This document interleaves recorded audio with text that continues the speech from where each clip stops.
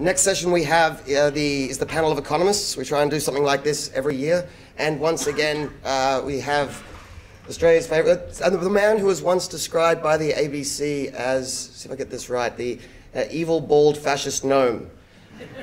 So our favourite evil, bald, fascist gnome of the libertarian movement, I'll invite Sinclair to take proceedings underway. And good morning, and thank you for such a great turnout to what is the crack of dawn on a Sunday morning. It's always good to appear at the Libertarian Society conferences, because I think this is probably one of the most interesting, useful places where you get to listen to interesting and exciting people. And we've rounded up some fine economists here in Australia, some of the finest thinkers we've got. Tony Makin, Tony, yep. So Tony is at Griffith University. He is the director of the APEC Centre there. One of the very few people who was able to stand up during the global financial crisis and say that the government's billions and billions of dollars that they spent was a complete waste of money, shouldn't be done. Probably got mentioned in dispatches many, many times, Tony, and abused and all sorts of things, told in the parliament he knew nothing. Those were wonderful glory days. And we also have Kesten Green, who is at South Australia, who is one of the world's leading forecasting academics and researchers. So these two fine gentlemen are going to be sharing their wisdoms with us this morning. So I think, Tony, you volunteered to go first. So Tony's going to speak first. I know this was called economic reform, but that's probably a bit misleading around what it is that we're going to be doing today. So more or less this session should be called Economists Talking. And so, Tony, please.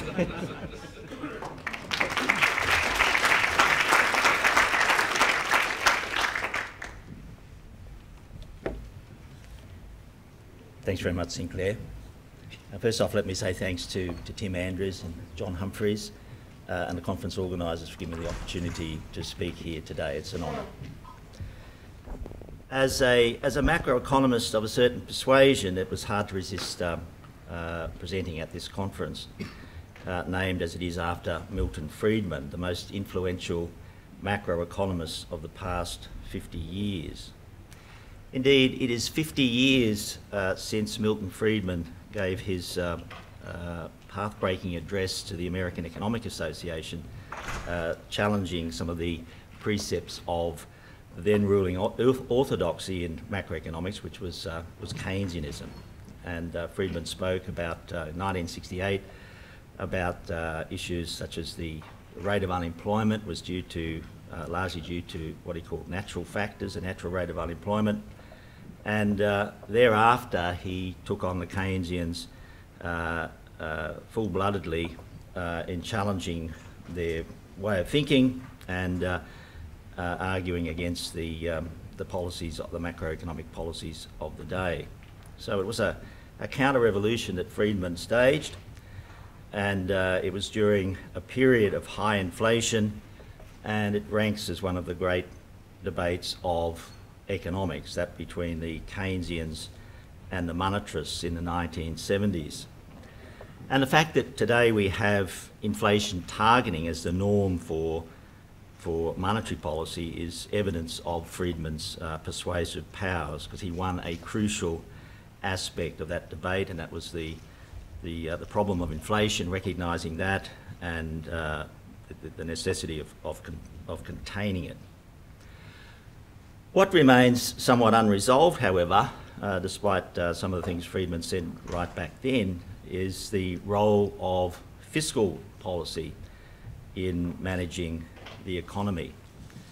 And that's basically what I want to talk about today.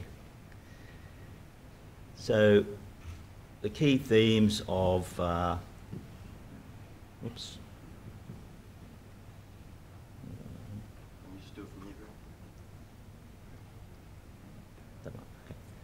key themes of what I want to discuss today is firstly the Keynesian revival. It came as something of a shock to me, somebody who's followed macroeconomic theory and policy for some decades. The fact that it sprang up again and it's still alive and kicking, rose from the dead, if you like. So I want to talk about aspects of that, and I want to talk about problems with Keynesian theories and use some very elementary tools to explain the counter-arguments. And at the end, I'm going to give a bit of a plug for my forthcoming book on this topic, which is called The Limits of Fiscal Policy. And one thing I enjoyed doing in putting the book together was hunting down good quotes, which I used to preface the chapters. And I've since discovered a few more good ones, but it's a bit late to put them in the book now.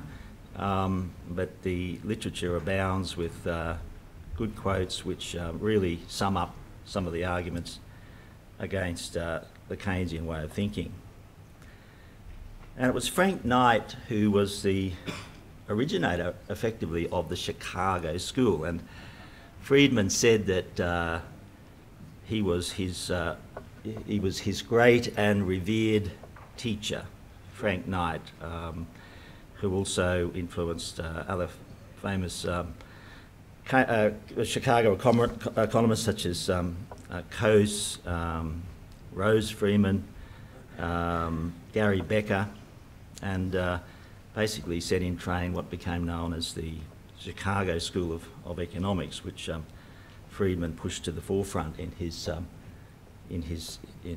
critique of not only economics but of his advocacy of free markets, hence the political dimension. So Knight said Keynes said some things that were new and some things that were true. Unfortunately, the things that were new weren't true, and the things that were true weren't new. And one thing that Keynes said that was new was the multiplier. He talked about the multiplier. He devised some other tools of analysis, the consumption function, which was central to the way the multiplier works, and some other aspects. So we've had this is the third era, I guess, but we've had two previous eras of the of Keynesian policy in action. The first, of course, was the 1930s, the Great Depression, which inspired Keynes to write his work midway through that dreadful decade. And the second was the 1970s, and I venture to say the third has been the post-global financial crisis era. So a couple of quotes about the 1930s. Morgenthau, the head of the US Treasury, said at the end of the 1930s, after Keynesian policies had been implemented by Roosevelt, FDR, he said, we are spending more than we ever spent before, and it does not work. After 8 years of this administration, we have just as much unemployment as when we started, and an enormous debt to boot. There's no debt in Keynes' work. There's no open economy in Keynes' work. It's a very peculiar theory in that way. It assumes a closed economy, and you don't worry about public debt. Churchill, in 1929, wisely said, as he was wont to do, to say wise things, whatever might be the political and social advantages, very little additional employment and no permanent additional employment can in fact, and as a general rule, be created by state borrowing and state expenditure. Yeah, so that kind of nailed the anti-Keynesian argument right back then. Decades passed, and really it was through the 60s that Keynesianism reached its peak and brought with it the problem of inflation. So we had the 60s. Friedman started his arguments at the end of the 60s. By the end of the 70s, we had the British Prime Minister, Labor Prime Minister James Callaghan, pronounced that we used to think we could spend our way out of recession, that is, follow Keynesian policies. I tell you in all candour that option no longer exists, and that if it ever did exist, it only worked by injecting bigger doses of inflation into the economy, followed by higher levels of unemployment as the next step. That is the history of the past 20 years. That is the history of the past 20 years of Keynesianism in practice. Hayek, Friedrich Hayek, said in 1979, Hayek was a colleague of Keynes. He used to serve on watch at Cambridge during the Blitzkrieg. This Keynesian doctrine has caused great harm and is responsible to a great extent for the problems the international economy has experienced in the 70s. So that was then. The 80s and 90s, sometimes referred to as the Great Moderation period. Inflation was low, growth was encouragingly strong. Fiscal policy was basically inert. It wasn't used in an activist way. Come the global financial crisis, we had the beginning of the third era of Keynesianism.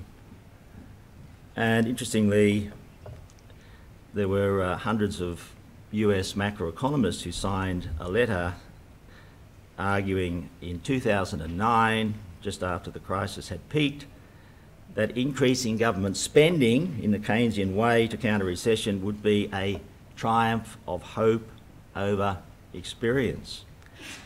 And that, contrary to the arguments being put that that policy saved the world from the Great Depression, these economists said that more government spending by President Hoover and Roosevelt in particular did not pull the US economy out of the Great Depression. But policymakers forged on regardless, and that was the consequence. We saw these massive budget deficits, which were a result of stimulus spending, I use stimulus in quotes, and a fall away of revenue. So we saw extraordinary deficits, particularly in the UK and the US, but we had record deficits here approaching 5% of GDP, managed by the Honourable Wayne Swan. So the Australian response was a wholehearted embrace of Keynesianism, came back from the dead, and we all know the story here. I won't spend much time talking about it, but there was a massive spend on pink bats and school halls and so on to prevent a recession, which actually was recorded according to some measures. If you look at income per head, there was a recession. If you look at the GDP measure of production, there was a recession, and a recession on the income measure as well, and on the terms of trade adjusted measure. So the idea was, in the Keynesian vein, that you spend, and you create employment as a consequence of the multiplier. That, as the former Director of Fiscal Affairs at the IMF, when the IMF was right-thinking under the influence of a stream of Chicago-trained economists who went through that institution, Vito Tanzi argued that it just didn't make sense because the people who lose their jobs are going to have different skills to those who could work if there's pump priming. Right? As economies have become more specialised in employment, which is certainly the case today compared, for instance, to the 1930s, then you can't expect to assume kind of like a homogenous labour force. So here in Australia we had perhaps the most activist fiscal policy that we'd seen since the 1970s.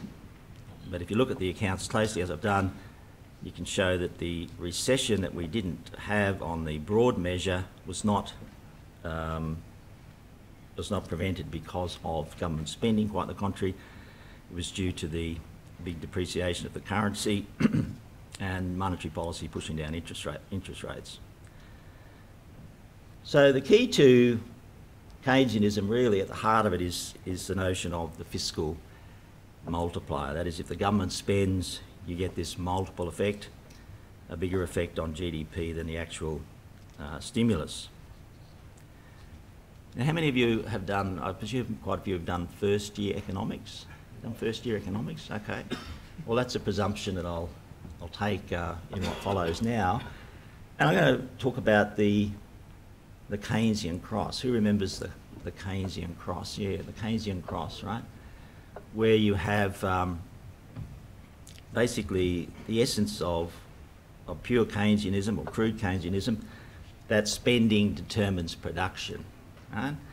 The Keynesian Cross was invented by the Nobel Prize winning American economist Paul Samuelson, and I have a colleague who says that's all that students of macroeconomics should learn is the Keynesian Cross. Well, what it shows is that you've got spending in the economy as reflected in that upward sloping curve, and if you increase spending, you're going to increase output on the bottom axis.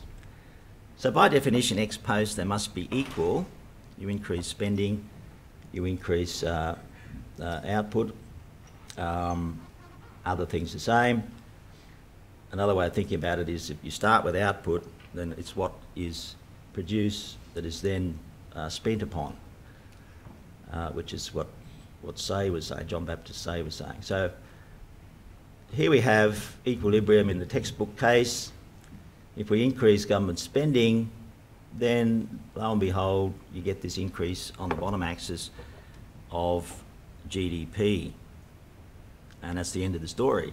Keynesianism works. And that increase in GDP is greater than the increase in the G factor, the government spending factor, the delta G shown there.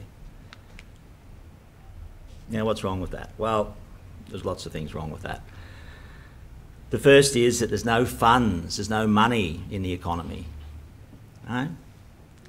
A big assumption to make, that the economy doesn't need money, it doesn't need funds.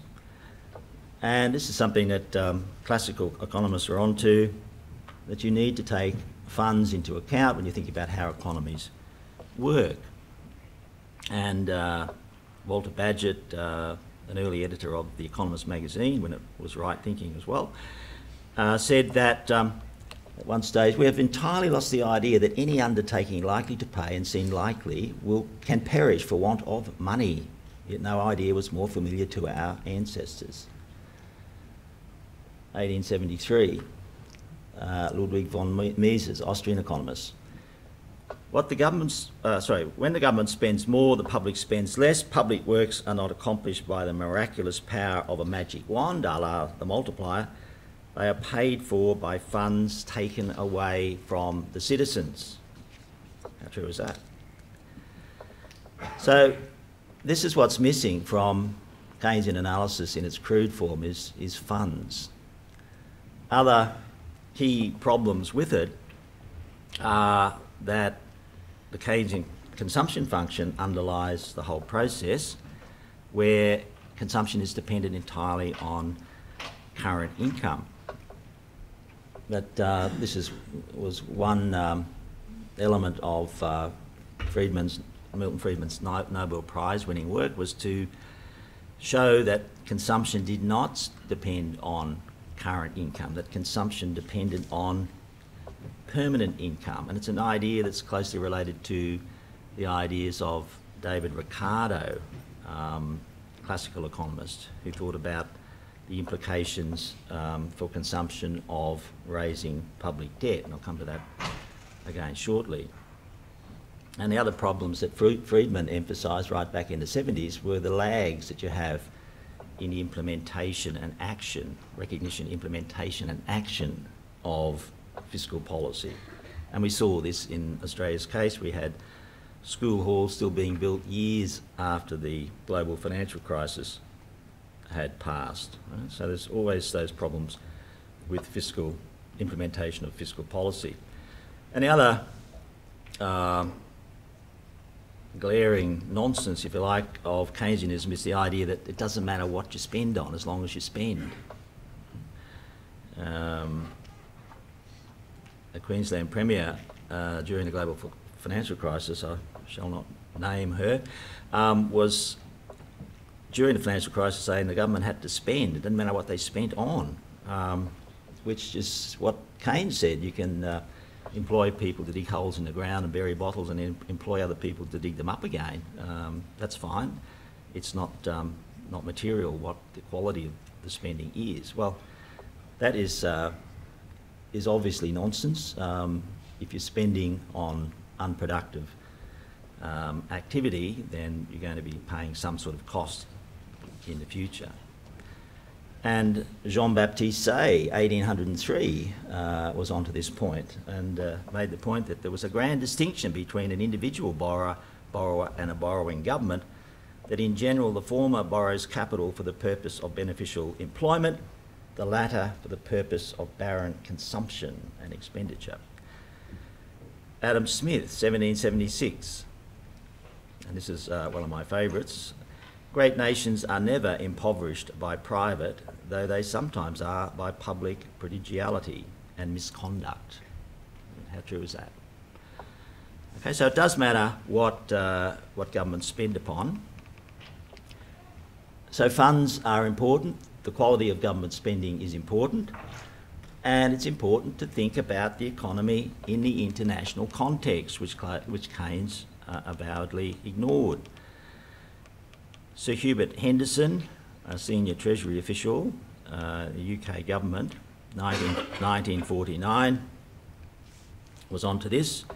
Nothing has done more, in my opinion, that's his opinion, Hubert Henderson's, to lead modern economics astray than the practice which Lord Keynes brought into fashion in the 1930s of reasoning on the hypothesis of a closed economy.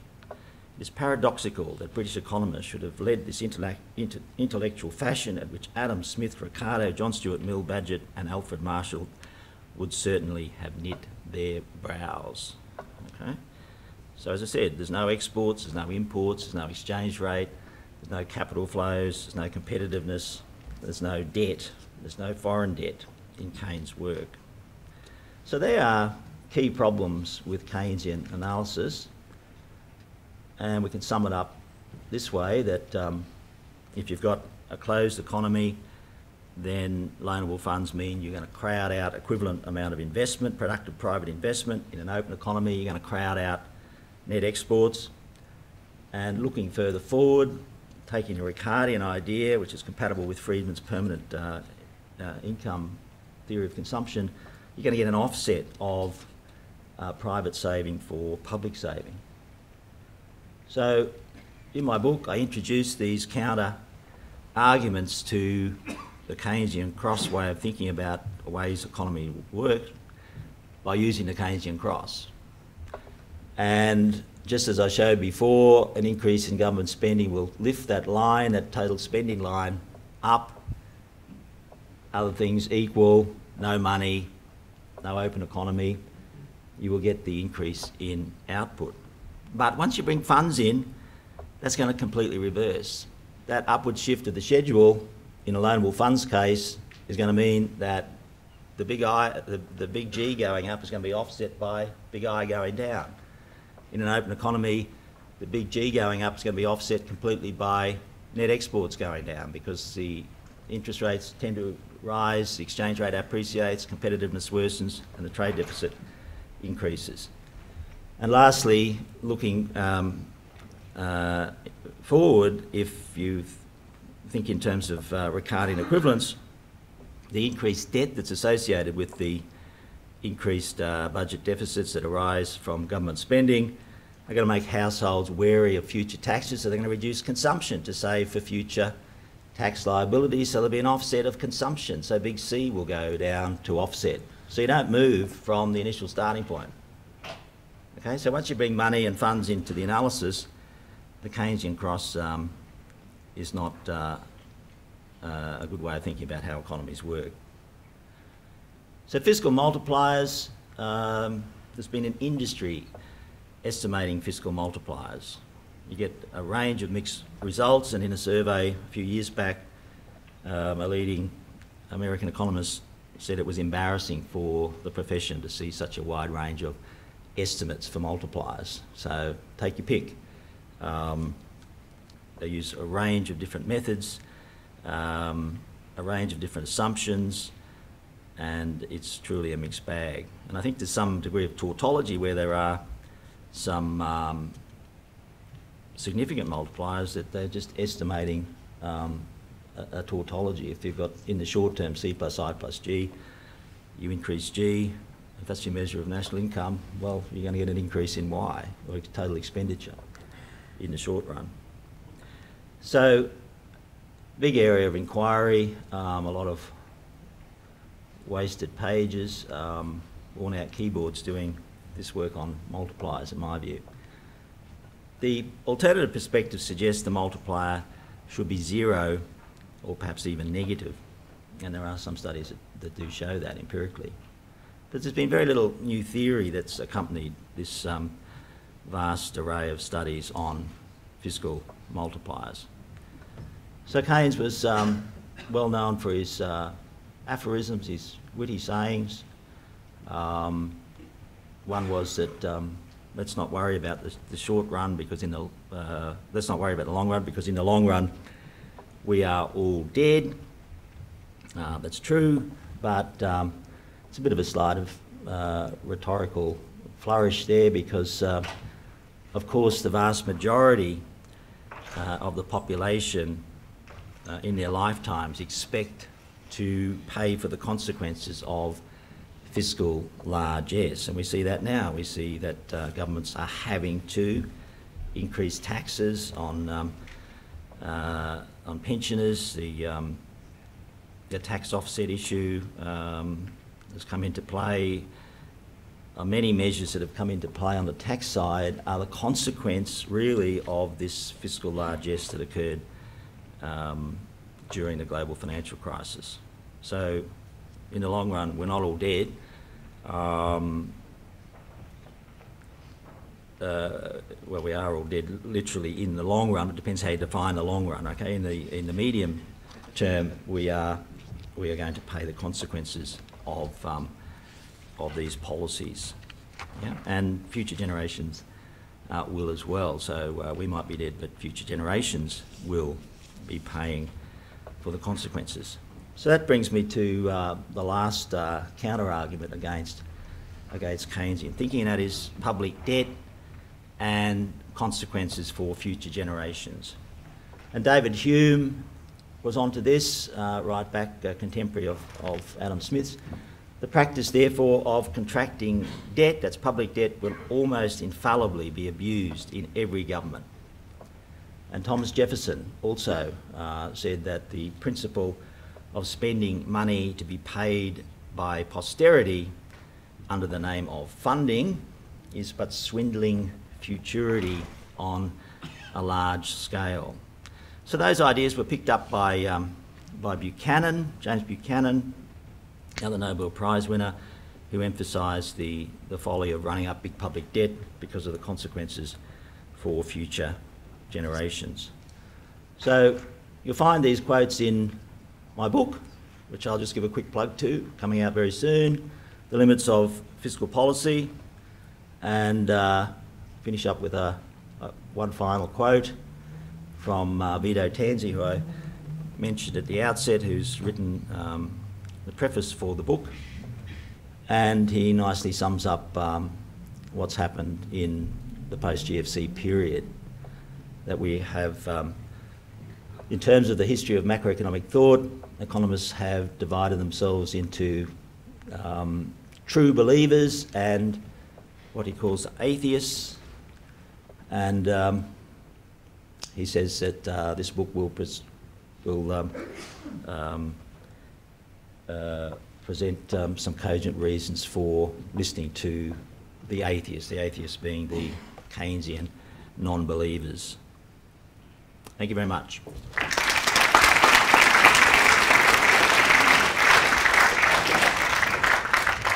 There have been a few questions that have come through on Hoover, but we're going to delay that to the end. And Kesten, please tell us about regulation and laissez-faire.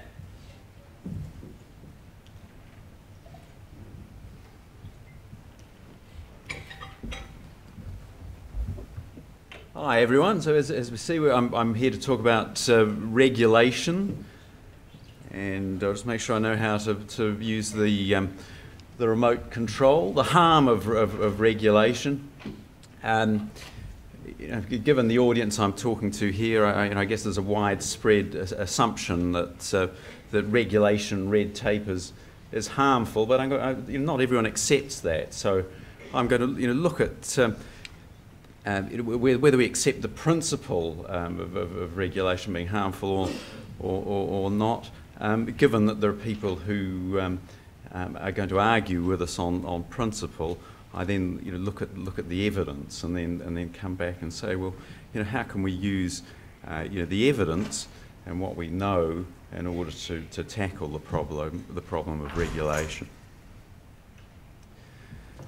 So I've provide a brief definition, a working definition of what I understand by regulation. Essentially the involvement of government to force us to do things that we may not want to do, or stop us from doing things that we do want to do. And at the end of the day, force is involved.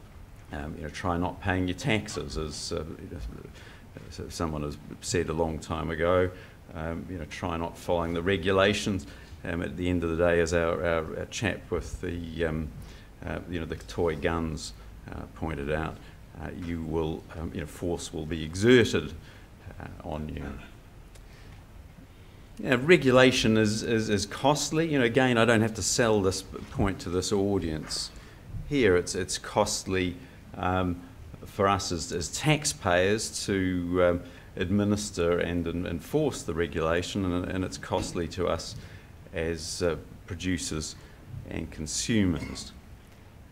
It reduces market activity by imposing compliance costs. It reduces innovation because producers will tend to produce to comply with the regulation, and any attempts at innovation may well come up against the regulation that was based on earlier technology.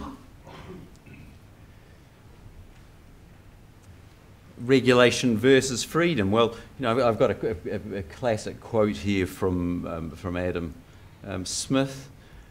The simple and obvious system of natural liberty. And although we in this room, as I say, may well believe that we know what's best for ourselves, we can make decisions for ourselves. We don't need to be told what we can and cannot do. I think that's a fair reflection of sentiment in this room. Am I right? Yeah.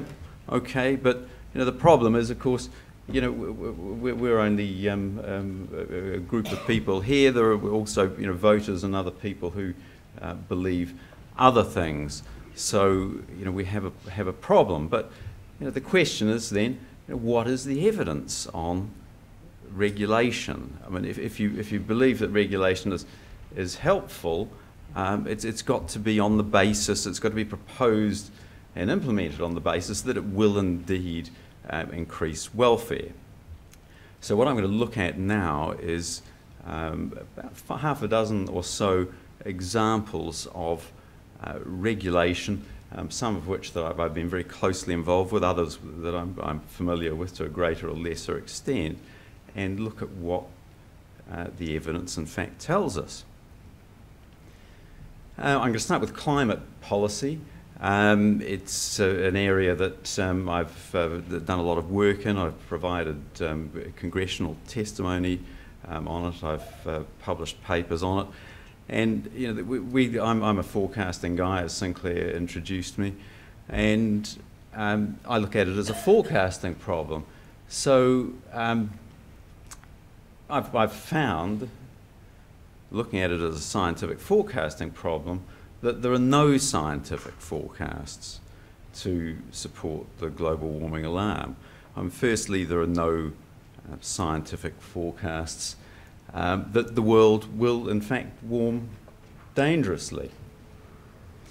My own paper with Scott Armstrong and Willie Soon tests the no change model of forecasting, no trend in temperatures against the IPCC, the UN model, and finds that forecasting no change is actually considerably more accurate. And my colleague Scott Armstrong has taken out a bet on the basis of that forecast with Al Gore when he was warning of dangerous tipping points. Well, we're way ahead on our forecast, but of course, so you could stop there and say, okay, well, there's no scientific forecasting for global warming. We don't need to worry about it.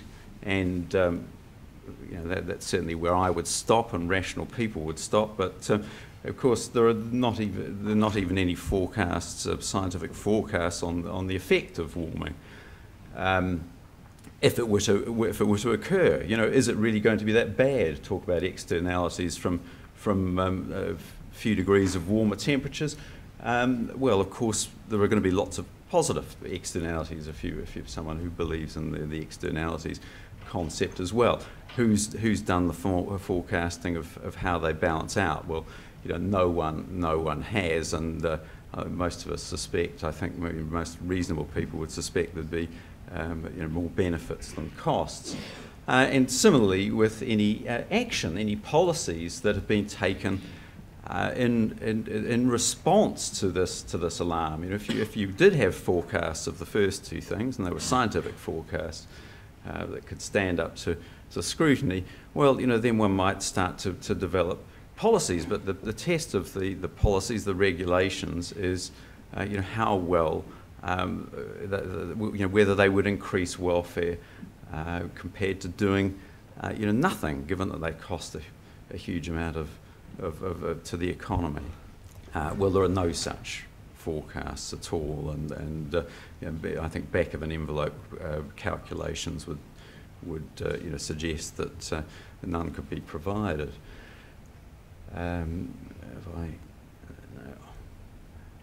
So that's the name of the paper there for those of you who are interested. I mean, you can find most of my work anyway on my Google Scholar profile.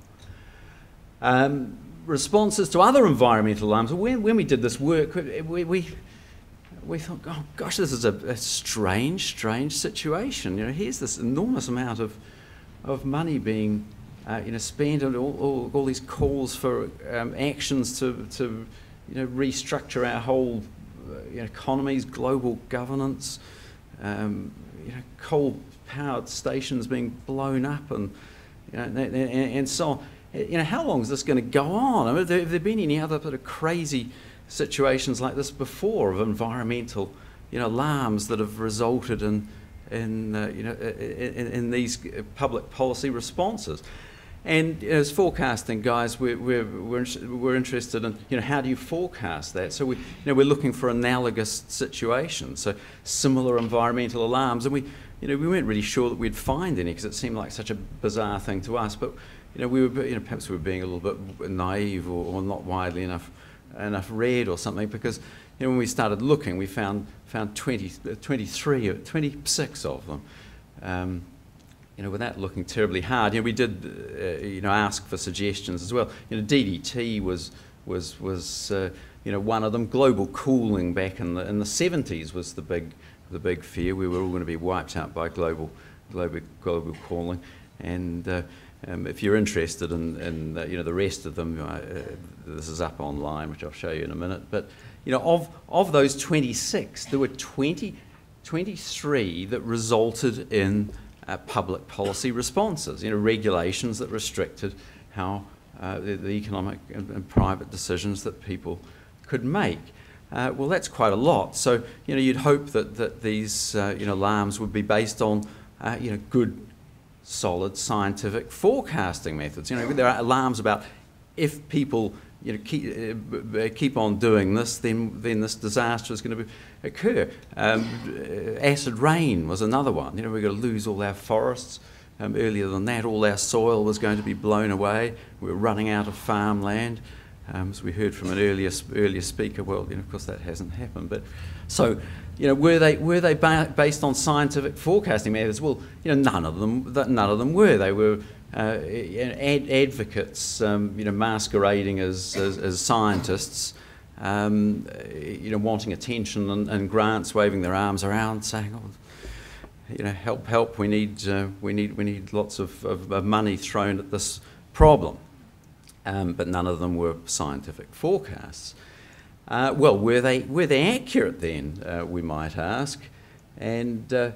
Well, 7 out of the 26 of them were, you know, the forecast was at least in the right direction. So if you think of the global warming one, you know, in the right direction would be, you know, perhaps temperatures warm by 0.2 degrees on trend over a century. Okay, well that's in the right direction at least. Well, you know, that means, of course, that the other ones, the other 19, were actually in the wrong direction. You know, the alarming effect was actually opposite to the one that was proposed. So there wasn't anything to be alarmed about after all. But the ones that were right in direction were you know, too feeble. You know, the alarm was of a gross you know, overstatement of a rather, you know, minor effect that you know, really wasn't the cause for alarm or public policy action at all. Could we find any evidence that nevertheless the policies were beneficial? Well, unfortunately we couldn't, and you know, the politicians among us in particular, we won't be surprised that the regulations that came out of these are almost all still in place, despite the fact that there was really no problem, and the regulations weren't at all beneficial just by coincidence. Oh dear. So this is just a working paper, because, you know, I can't try to publish something like this. I mean, I could only get it published in a third-rate journal or so, because the journals have been sort of taken over by the warming people. So there's a working paper up online, and it does get cited despite not having been published in the academic literature. publicpolicyforecasting.com under the Global Warming Analogies Project. Industry regulation. Now this is an area that Clifford Winston does some really good work on at the Brookings Institute, and the next couple of slides are really about some work that he has done, and this is a classic paper from you know, 1993, where he looked at all cases of evidence of regulation, then deregulation, so sort of natural experiments, if you like, at the time, and he found, what did he find? He found great benefits to consumers from the deregulation, which of course is completely contrary to the theory of the deregulation, which is of regulation, which is, you know, regulation should benefit people. So the theory would have been, get rid of the regulation, people would be harmed. Well, in fact, they benefited by it, and this was, you know, across how many industries have I said there? I don't think I've given a number, but there's a, you know, reasonable number of industries there, all the ones that were available. You did a complete sample of those that had been deregulated at the time. Clifford Winston. Safety regulation, I mean, this is another one from Clifford Winston. Consider the risk offset hypothesis. A nice little term that some economists use at least. You know, what might that mean? Well, you know, here's an example as it goes to vehicle you know, safety. So, you know, the theory of regulation here is, you know, regulate all kinds of safety features for vehicles, and you know, people will be safer and you know, won't get injured so much. But what he found was that, in fact, people, and others have done similar work, that people, you know, accept the level of risk.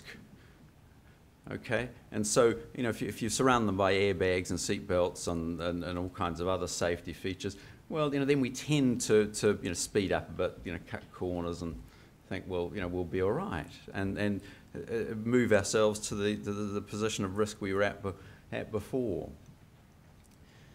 2006 paper, that one. Now, banking regulation is not somewhere I have, okay, not something I've looked at closely myself. So I've asked some questions, and I think we, you know the answers to most of these. I mean, has government money retained its value? Has regulation eliminated financial crises? Well, you know, Tony's just been talking about that, hasn't he? Because you know, banks are enormously regulated, and we hear this call, oh, you know, we need to regulate banks more, but you know, the problem is that they're enormously regulated already. So has regulation eliminated bank failures? Well, you know, not. If you haven't donated to the right political party, it has in the US. If you have donated to the right political party, it's eliminated failure, but if you haven't, you're in trouble. Has regulation increased competition in the banking market? Well, of course it hasn't. It led to these monolithic banks and ossification. The barriers to entry are so high with the regulations. The final question, really, is there any evidence, and I'm not aware of any, that banking regulation has actually left us better off than the absence of it, than a completely free market? And I'm not aware of any evidence of that. It's an act of faith, really, isn't it? Speech regulation is another area that I've actually been quite heavily involved with. I ran experiments and prepared testimony for a Florida court case on mandatory disclaimers, as it happens, and the judge loved the evidence that we presented that showed that the mandatory disclaimer that the Florida government was requiring actually increased confusion among consumers and led them to make inferior decisions, and throughout the Florida regulation. And that sort of led us to question, well, is there any evidence at all that regulation of speech, what the Americans call commercial speech, because it's been accepted put aside from the First Amendment, and you talk about commercial matters, is not protected by the First Amendment, and so there have been a proliferation of regulations of speech. I understand we're not having... Oh, okay, thank you. All right, I better move on. And in economics, the motivations of buyers and sellers themselves, should lead sellers want to look after buyers. They want to make long-run profits, and so they've got to look after buyers, and buyers should be looking after themselves, caveat emptor and all that, an idea that goes with regulation. And we could actually find no evidence. All the evidence that we could find found harm from commercial speech regulation. All right, harm, or at best no effect. And you'd think that, well, this would be a prime candidate for information policy. Make it compulsory to give consumers information and so on. Well, we could only find harm from these policies. And so there's our paper down the bottom, and there's also another paper that does a very comprehensive survey as well by a couple of lawyers that found the same thing.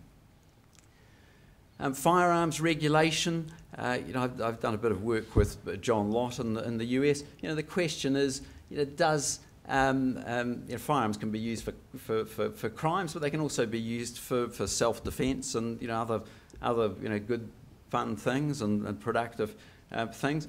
So what's the balance? Well, let's look at the evidence. There are lots of natural experiments and the different regulations, and the conclusions are very, very strong. John Lott's done an extremely good job on analysing all the evidence, and the conclusion is more guns, less crime. Less home invasion. What a surprise. Okay, women are safer. Murder rates fall, and so on, with easy access, but for law-abiding citizens to firearms. Well, so do we need firearms regulations? Science policy. I better skip over this one and go to the second part of the slide. There's some key lines down the bottom there. A lot of this comes from Terence Keeley's work.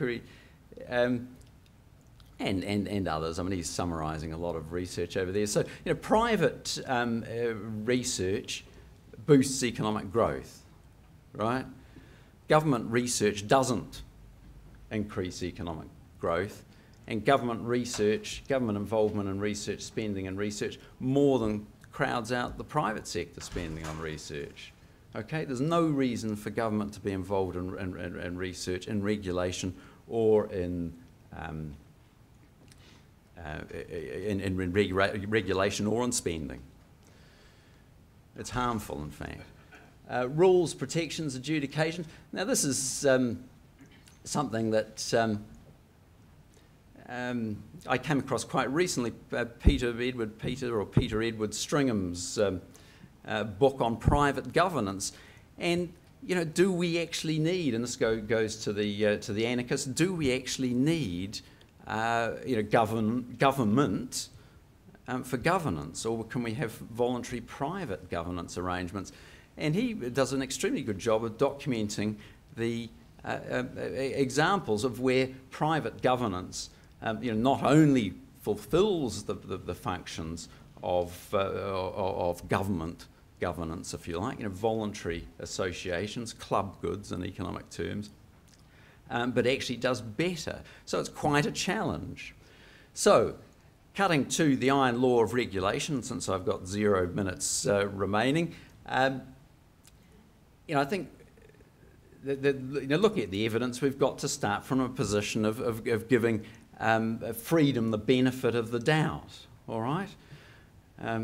Innocent till proven guilty. And the iron law of regulation sums up the evidence for us. There's no form of government failure, however egregious, that is not eventually made worse by the political interventions to fix it. And so we issue the challenge to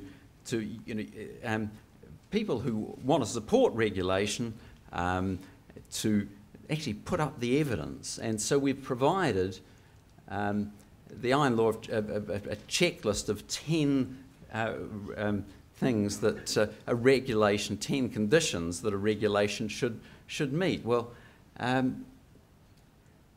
it's knowing stakeholders, endowments and preferences and so on. We can stop at number 1.